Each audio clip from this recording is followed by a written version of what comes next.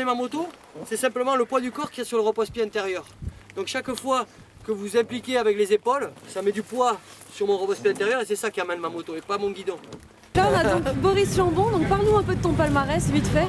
T'as été champion du monde de quelque chose? Ça serait trop long, je veux dire, j'ai tellement un gros palmarès par rapport à Serge Nuc que je veux pas le ridiculiser d'entrée quoi. Par rapport à sa taille, non, t'as été champion du monde de quelque chose il me semble. Hein. Alors champion du monde de supermotard, même si aujourd'hui on est dans un stage de vitesse, donc champion du monde de supermotard. Donc t'es un super motard.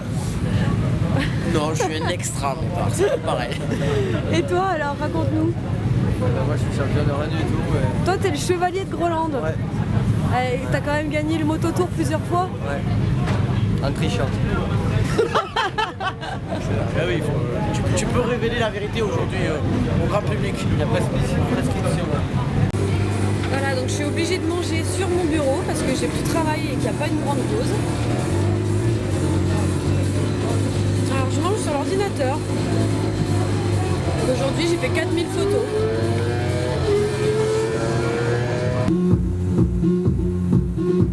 S'il te plaît, comme ça la musique. Hein. Spéciale dédicace pour Diana. Allez Diana. Et quand est-ce que vous mettez de la vraie musique sinon? Le soir après 6h.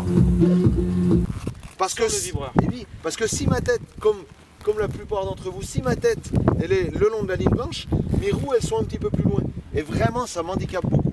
Et si je rate la corde et que mon accélération m'emmène au-delà des 3/4 de piste, jamais j'arrive à revenir du côté droit.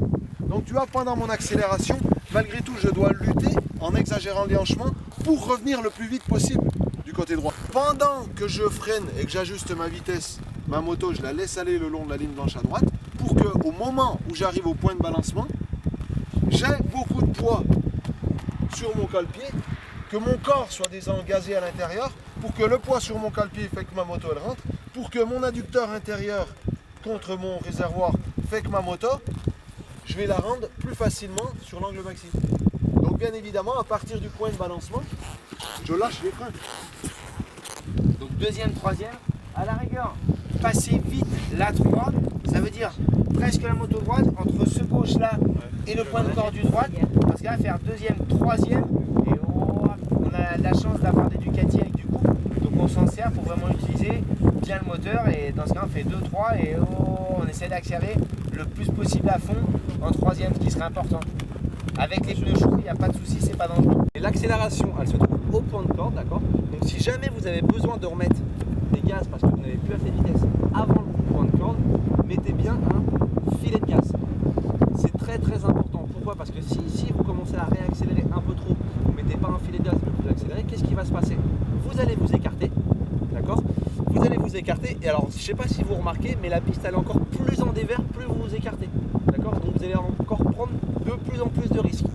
Donc le but, c'est d'être le plus précis possible dans notre...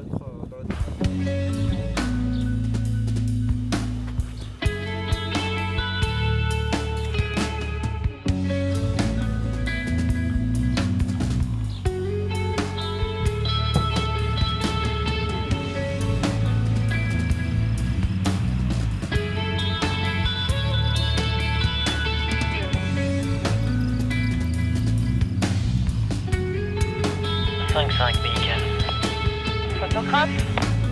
Photographe 5-5. La tour. Bien reçu.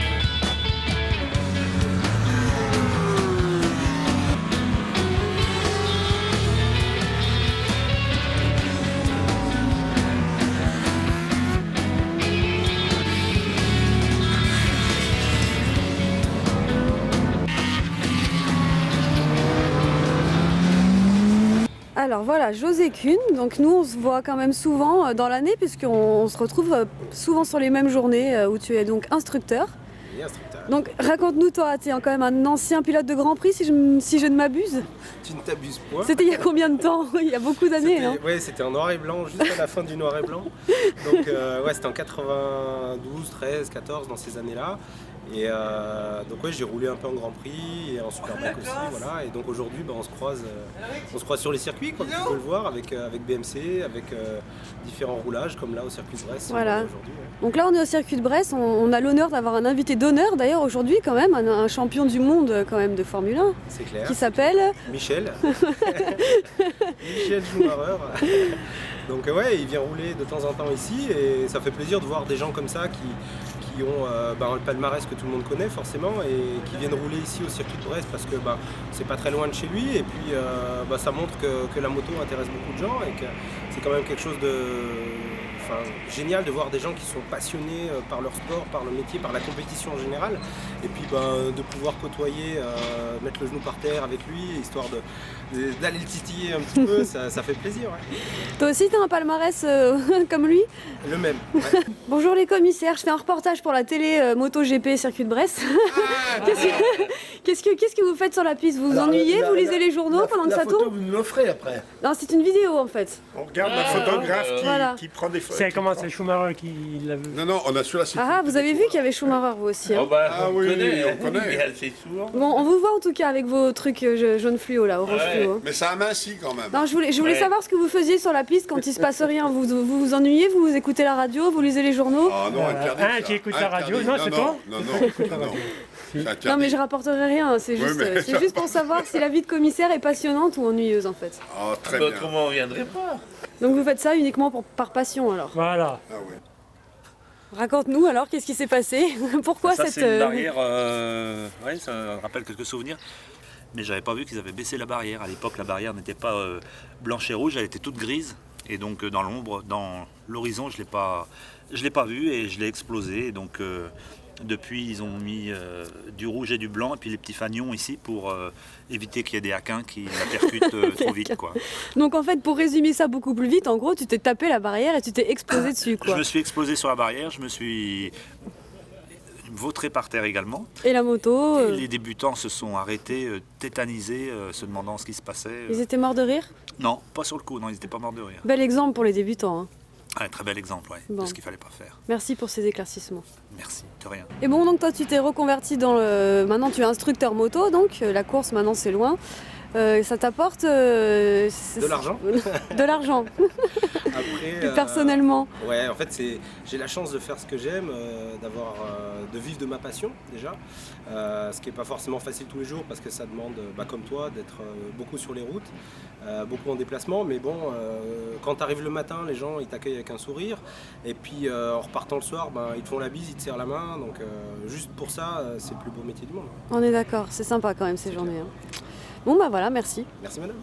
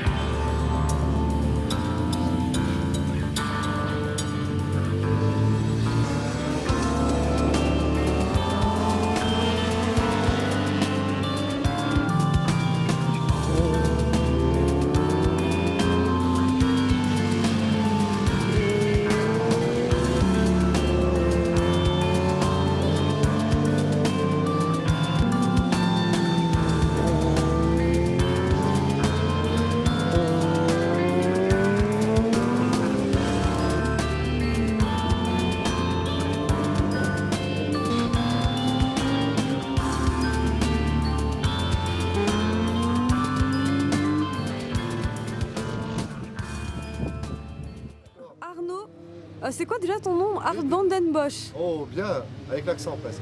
Donc toi, tu fais les journées K depuis combien d'années? Mais vous avez toute faite. Ah non, ça c'est Christian, ça. Voilà, depuis 2003, je crois. Ouais, 2003. Ah ouais, quand même. Donc t'es un habitué des Kawasaki.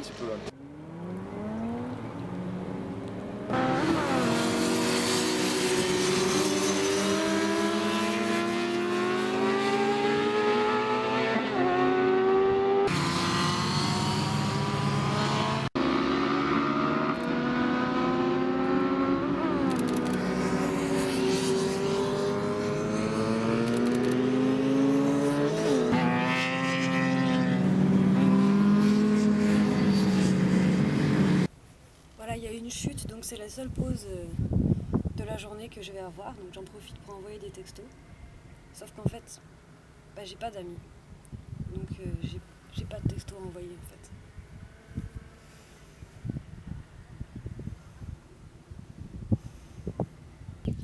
Donc là aujourd'hui c'est hyper difficile, il fait à peu près 36 degrés. Ça fait 3 jours que je suis là. Je crois que je vais pas tarder à mourir.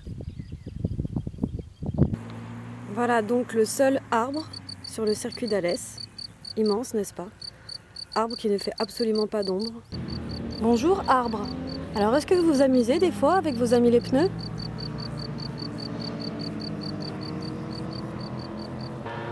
Voilà, donc il y a 2 semaines, je me plaignais qu'il faisait 10 000 fois trop chaud.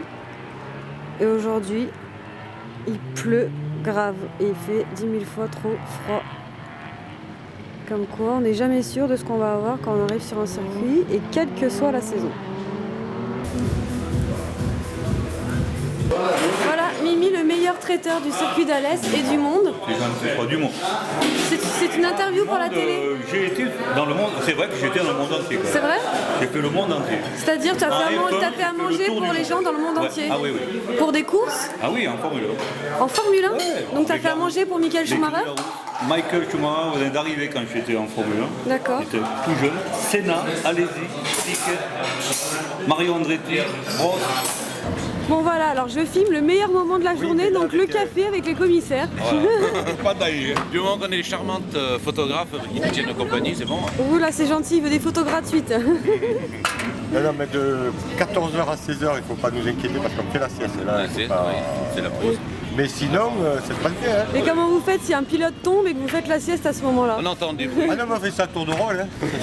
Dans ce genre de virage, c'est très utile de pouvoir travailler sa vitesse de passage, donc essayer de rentrer toujours un peu plus vite, de lâcher les freins toujours un peu plus tôt. Donc ça c'est à vous de voir par rapport à vos propres repères.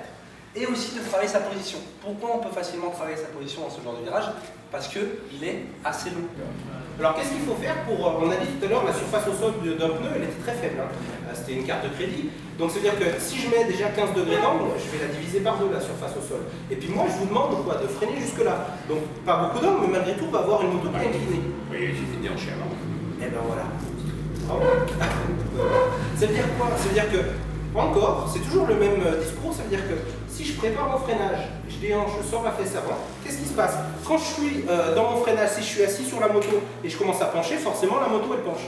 Si j'ai ma fesse sortie, je peux freiner, je peux commencer à faire tourner la moto grâce à mon centre de gravité.